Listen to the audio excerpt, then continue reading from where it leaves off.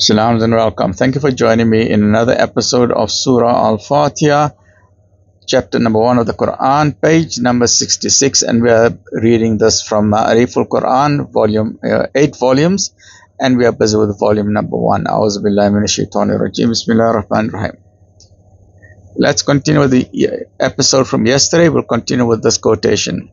Chapter 38, verse 27. We have not created in vain the heavens and the earth and what lies between them. That is the fancy of the disbelievers. But woe to the disbelievers in the fire of hell. If the universe is not in vain or absurd, then it follows logically that man too, whose purposes the universe has been made to serve, cannot be purposeless and meaningless. There is a reason why human beings have been created. It isn't a chance event. It isn't for fun and amusement. The Holy Quran defines the divine purpose in creating man and the goal of his existence in these words, which we see in chapter 51 of the Quran, verse number 56. I have not created the jinn and mankind except to worship me. It may be said that the phrase Rabbal Alameen, the Lord of all of the worlds, is وَمَا خَلَقْنَا الْجِنَّةَ وَالْإِنسَانَ إِلَّا لِيَعْبُدُونَ. Right? I have not created the jinn and mankind except to worship me. It may be said that the phrase Rabbal Alameen is in way the proof of the claim made in the earlier phrase Alhamdulillah, all praise belongs to Allah. When Allah alone is the ultimate cause for the nurture of the whole universe, He alone can in reality be worthy of praise. Hence, the first verse of this chapter, as we said before, combines in itself the praise of Allah and a subtle indication of the very first and basic principle of the Islamic creed, La ilaha illallah, that there is only one God. God is one, the oneness of God. La ilaha illallah, right? And once you understand this, to be a Muslim, you need to first and foremost understand that God is one. La ilaha illallah. Once you understand this concept, that God is one, then your foot is on the Sirat al-Mustaqim. You've got your pass mark. You've got your 50%. But now to start getting better marks and to continue on the Sirat al-Mustaqim, you need GPS coordinates. And the GPS coordinates of the Sirat al-Mustaqim are the Quran and Sunnah. So remember, Tawheed, La ilaha illallah, gives you the ticket or the passport to get onto the straight path. That will give you your pass mark. You've passed your exams. But now you need to remain firm. And to remain firm, you need GPS coordinates as you travel along the Sirat al-Mustaqim, straight back to the Creator Supreme to earn His good pleasure, and thereby you need Quran and Sunnah. And once you've got that, then you don't have to fear Shaitan or the devil. Because then the devil knows, okay, you are firm in your commitment on the Sirat al-Mustaqim. He will then go look for other fish to catch, right? He will look at the disbelievers or the unbelievers or the atheists and those who are weak of faith, and he will entice them and deceive the people all the time, right?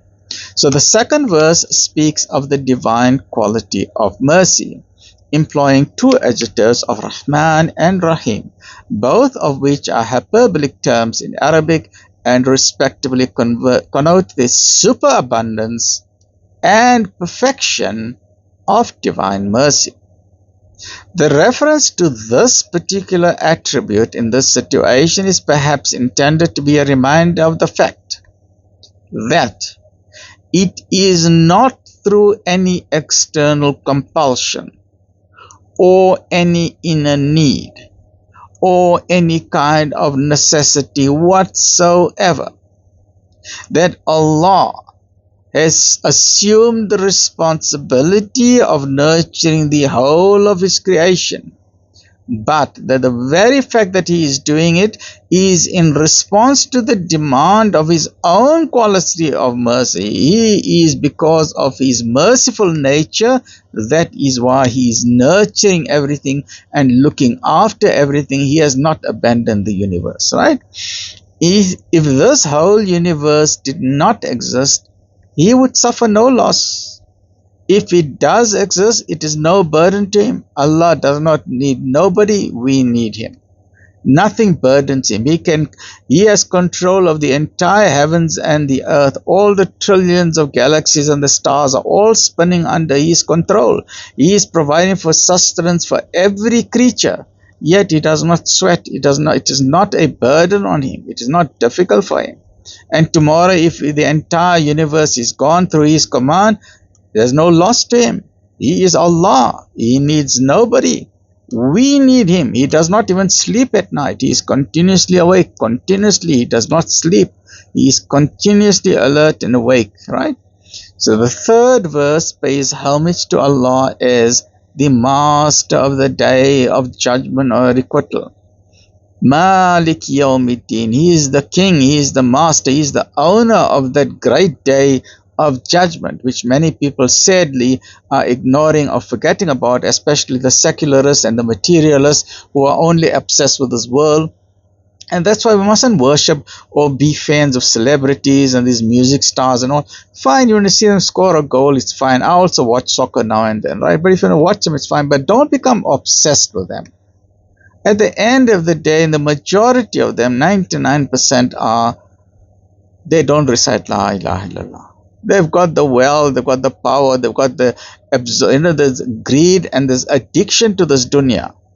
But we must not be followers of them, right? Because they are going on, they have been chosen to be somewhere else.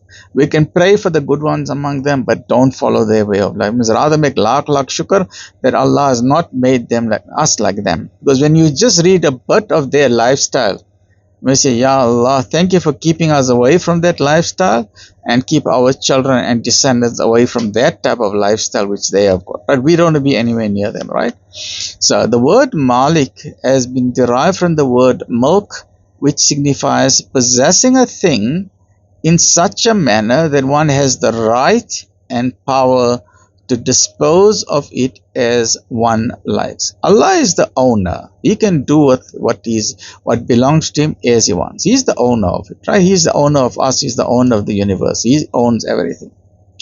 The word din signifies requital.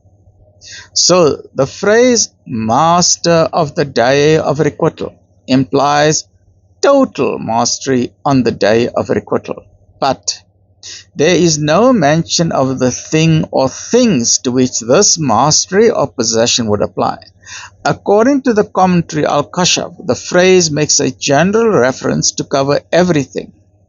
That is to say, on the day of requital, the mastery over everything that exists will belong to Allah alone. Are we clear on that?